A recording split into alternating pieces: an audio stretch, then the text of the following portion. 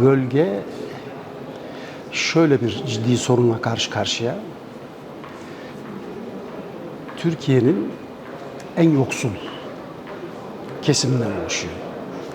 Yani Kürt illeri dediğimiz, Kürtlerin çok yoğun ağırlıkla yaşamış olduğu bu bölgede en temel sorun ciddi bir biçimde yoksulluğun olması ve yoksullaşmanın giderek artan bir ivmeyle sürmesi.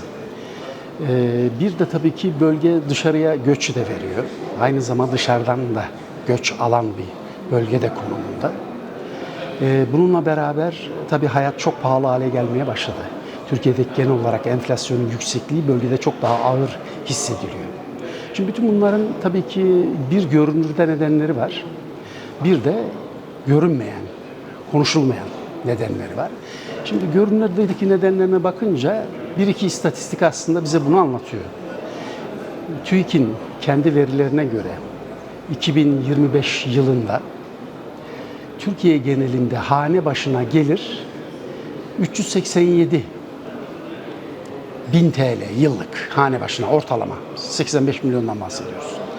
Fakat bölgede örneğin Hakkari, Şırnak, Ağrı, Diyarbakır vesaire filan gibi yerlerde bu 185 bin TL'ye kadar düşüyor.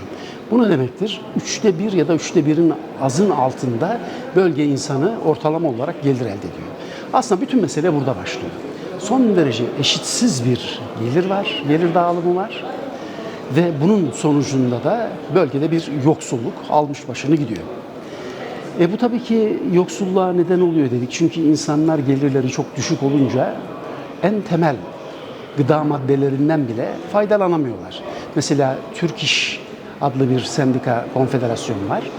Ona bakarsanız 4 kişilik bir ailenin ortalama aylık sadece gıda ihtiyacını ve temel ihtiyaçlarını karşılayabilmesi için evine girmesi gereken miktar 36 bin lira civarında olması lazım aylık.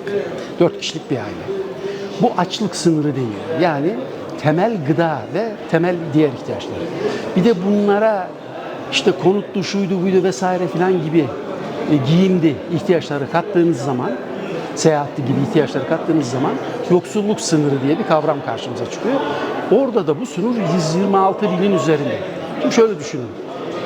Aç olmamanız için evinize 36 bin lira ayda girmesi lazım. Yoksul olmamanız için de 126 bin lira girmesi lazım. Bölgedeki gelir dağılımı belli. 187 bin lirayı 12'ye bölerseniz bölgedeki kişi başı ya da hane başı olarak düşündüğümüz şeyin asgari ücretin dahi altında kaldığı ve aynı zamanda da açlık sınırının altında kaldığı bir durum. Yani gerçekten Türkiye genelinde bir açlık ve yoksulluk sorunu yaşanıyor ama bu bölgede çok daha derin bir şekilde hissediliyor. 3 kat daha derin bir şekilde hissediliyor. Neden? Yani bölgenin ekilebilir toprağı mı yok?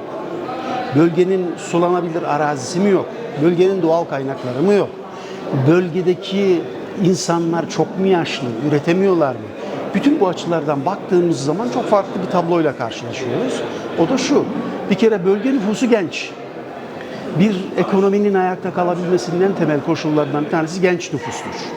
Fakat genç nüfusa siz iş veremiyorsunuz, istihdam sağlayamıyorsunuz. İstihdam sağladığınız alanlar da gelip geçici, böyle marketlerde ya da buna benzer yerlerdeki istihdam alanları. Bunların da ücretleri çok düşük oluyor. Petrol, Türkiye'de bir tek petrol ağırlıklı olarak Batman'da çıkıyor ve bölgede yer alıyor. Şimdi şu soru tabii insanın aklına kaçınılmaz olarak geliyor.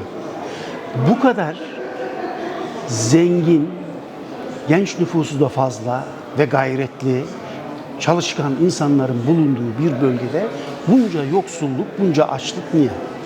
Bu sorunun cevabının verilmesi lazım. Bence yıllardır da Kürtler bu sorunun cevabını arıyorlar. Biz bu kadar zengin bir coğrafyayken neden yoksuluz, açız ve üstelik de eşit yurttaş olarak da değerlendirilmiyoruz? Kendi ana dilimizle bile kullanmakta bize zorluk çıkarıyorlar. Bırakın ana dilde eğitimi ve her türlü baskıdan da öncelikli olarak kısmetini, nasibini alanlar da bizleriz. İşte bunun arkasında tabii ki ekonomik nedenlerden daha ziyade politik nedenler var. Örneğin bu bölgeye ekonomik nedenlerle teşvikler veriliyor. Biliyoruz. Çok sayıda teşvik ama son 20-25 yıldır verilen teşviklere rağmen bu bölgenin büyümesi örneğin %1 ise Türkiye genelinin büyümesi %5. Demek ki sizin verdiğiniz teşvikler bir işe yaramıyor. Ya da verdiğiniz teşviklerden çok dar bir grup yararlanıyor. Onlar da aslında Türk sermayesiyle işbirliği içerisinde olan bazı Kürt sermaye grupları, Kürt zenginleri olarak karşımıza çıkıyorlar. Yani bölgede bir de böyle bir durum var. Sadece yoksulluk yok, sınıfsal bir ayrışma da var. Yoksulu en yoksul fakat az sayıda da olsa mevcut sistemle entegre olmuş zengin Kürtler de söz konusu. Bu da büyük bir sorun. Bütün bunları literatürde ve aslına bakarsanız tarihte de anlatan teoriler var tabii. Bu teorilerden bir tanesi sömürgecilik teorisi. Yani sömürgecilik ilişkileri tarihsel olarak böyle sömürünün bu kadar yaygın olduğu, yani o topraklarda yetişenin başka kaynaklara, başka topraklara götürüldüğü filan teorileri bunları rahatça açıklayabiliyor. Örnekleri başka yerlerde de var. İşte İrlanda ve İngiltere örneği var. İngiltere, Çin örneği var. Başka çok sayıda yani 18. yüzyılda, 19. yüzyılda bunun çok sayıda örnekleri var ama Türkiye'de hala 21. yüzyılda bunun örneğinin olması da çok garip bir durum. O nedenle bu işin çözüme kavuşturulması lazım. Nasıl çözüme kavuşturulur? Bugün ben görebildiğim kadarıyla Kürt Siyasal Hareketi düğmeye basmış durumda. Yani diyor ki biz çok büyük bir özveriyle bu toplumda barış sağlansın, silahlar sussuz, insanlar ölmesin, doğa bundan olumsuz etkilenmesin diye barış istiyoruz. Ve bu barış tabii ki demokratikleşmeyle beraber istiyoruz. Tek başına barış değil, aynı zamanda demokrasi de istiyoruz. Adına ne diyorlar bunun? Barış ve demokratik toplum süreci. Dolayısıyla bu barış ve demokratik toplum sürecini anlatırken bu paradigma aynı zamanda şunu da söylüyor. Diyor ki şurada görüldüğü gibi biz aynı zamanda demokratik bir ekonomi istiyoruz. Yani sadece barışın sağlanması, sadece silahların susması, sadece bir yerden bir yere giderken 8 kez 10 kez aramaların ortadan kalkması ya da kayyımların ortadan kalkması henüz kalkmadı zaten bunlarda. Herhangi bir gelişme yok. Çözüm değil. Asıl ekonomiyi bizim örgütlememiz lazım ama bu ekonomi kapitalist sömürgeci bir ekonomi olarak örgütlenmemeli.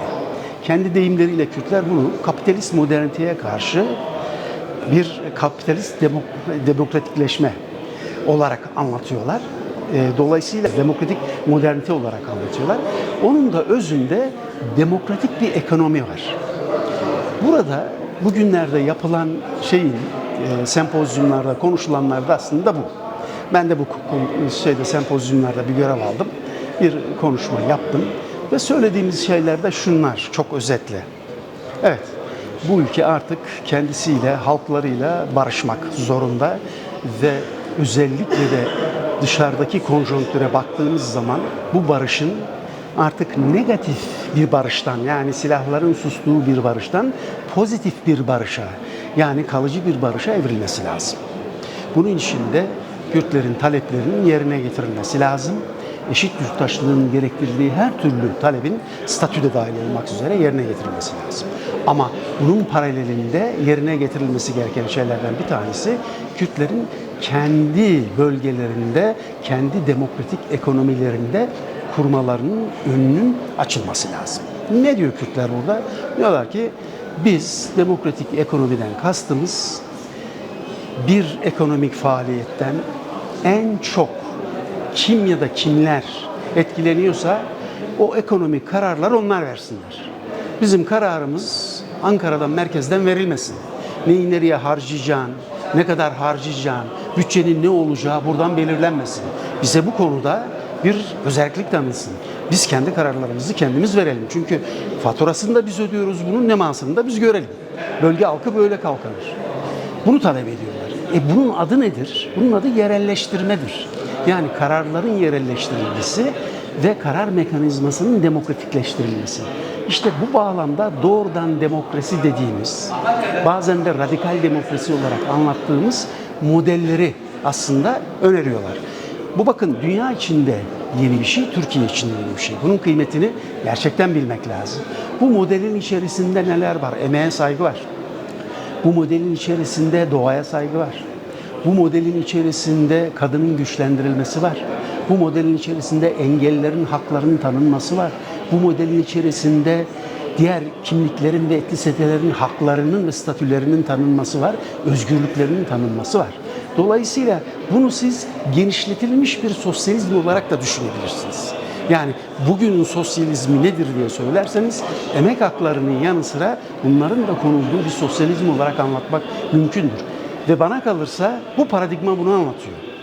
Ve bunun içinde çaba gösteriyorlar, tartışıyorlar, belediyeleri tartışıyorlar, yerelleştirilmenin ne olduğunu tartışıyorlar, demokratik yerelleştirme nedir onu tartışıyorlar, kooperatifler nasıl kurulabilir, nasıl canlandırılabilir, mevcut kötü örneklerinden nasıl arındırabiliriz kooperatifleri, bunlar tartışıyorlar. Yeni bir tartışma alanı olarak da komünler tartışılıyor. Çünkü bu da çok önemli. Tarihsel olarak birkaç yüzyıldır bizim karşılaştığımız çok önemli demokratik deneyimler bunlar. Yani embriyo gibi bir toplumun bağrında var olan ve genişletilmesi gereken en demokratik yapılar bunlar. Kolektifler, meclisler, komünler özellikle. Dolayısıyla bütün bunlar da bu tartışmanın göbeğinde yer alıyor. Komün, yani o bölgede yaşayan ölçeğine bakarak, diyelim ki 1000 kişi mi var? 1000 kişinin kendi meclislerini oluşturduğu ve kendi kararlarını verdikleri bir yapıdan bahsediyoruz. Fakat tamamen demokratik bir yapı. Ve kararlar oy birliğiyle alınan kararlar, örneğin hayvancılık yapıyorsa bu hayvancılığın nasıl yapılacağını kararlaştıran kararlar. Ama burada çok önemli bir ayrım noktası var benim anlayışıma göre. O da şu: mülkiyet biçimi. Mülkiyet biçimi özel mülkiyetten artık uzaklaşıyor, komünel mülkiyete geçiyor. Yani o kurulan 1000 kişilik komünel yapının ortak mülkiyeti haline geliyor. Öbür türlü çünkü bireylerin birbirleriyle rekabet içerisinde olmaları söz konusu olabilecektir ve bölünme, ayrışmalar söz konusu olacaktır. Bir de tabii bütün herkesin emeğini ve elindeki mekanizasyonu oraya koyması, finansmanı oraya koyması işleri çok daha ne yapacaktır? Büyütecektir. Yani komün aslında sadece bir dayanışma ekonomisi değil. Yani daha ucuza üretelim, daha nitelikli ürün üretelim, sütümüzü de etimizi buradan daha nitelikli üretelim ve yoksulluğumuzu buradan kaldıralım değil.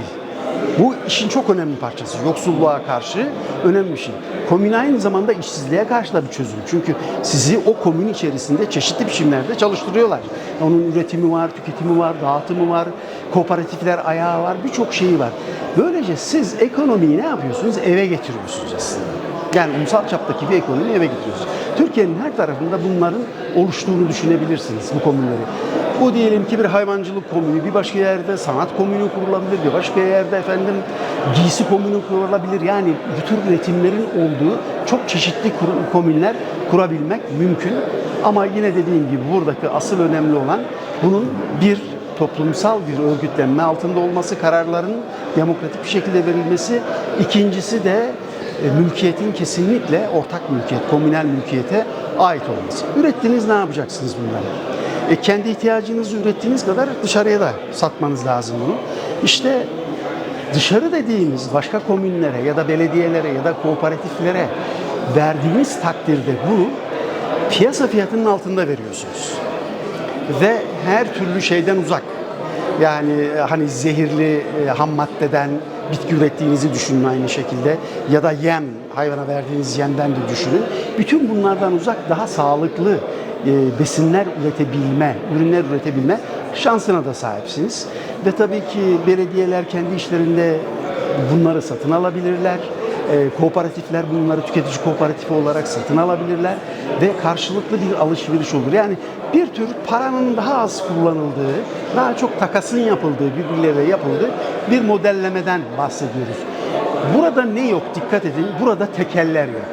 Burada büyük sermaye yok. Oldukça önemli.